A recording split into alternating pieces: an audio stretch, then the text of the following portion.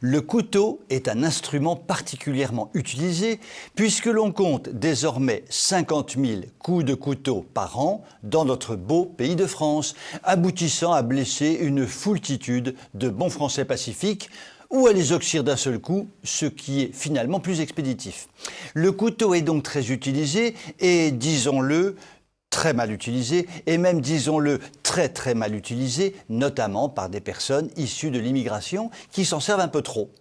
Pourtant, je me sens pris d'une admiration folle pour un seul de ces couteaux, qui est d'ailleurs un tout petit couteau, mais qui mérite le prix Nobel du courage. Je m'explique.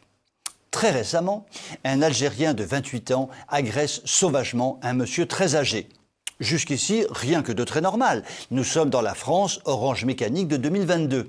Mais il y a un problème, et notre Algérien n'est pas très malin de ne pas l'avoir détecté. Le petit problème est que ce monsieur très âgé a une épouse très âgée. En attaquant ce monsieur très âgé, notre courageux Algérien aurait dû penser que la femme très âgée de ce monsieur très âgé allait peut-être réagir. Et c'est ce qui s'est passé. La dame très âgée a sorti un petit couteau et a poignardé notre Algérien de pacotille qui s'est écroulé comme une grosse méduse se vautrant sur la plage.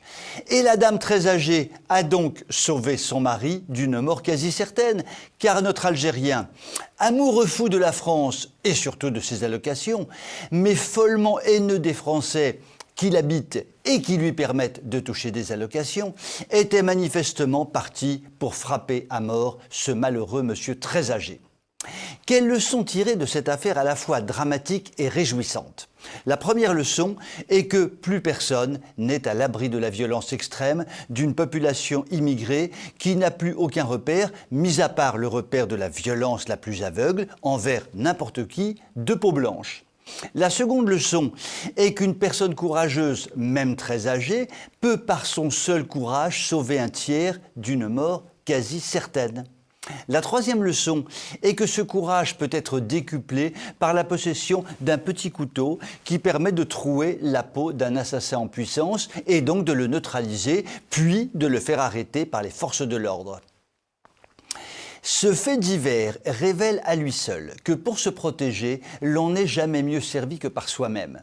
Les gesticulations de communication de Moussa Darmarien n'y changeront rien et cette affaire peut donc ouvrir des horizons inattendus. Je vous souhaite une très bonne soirée.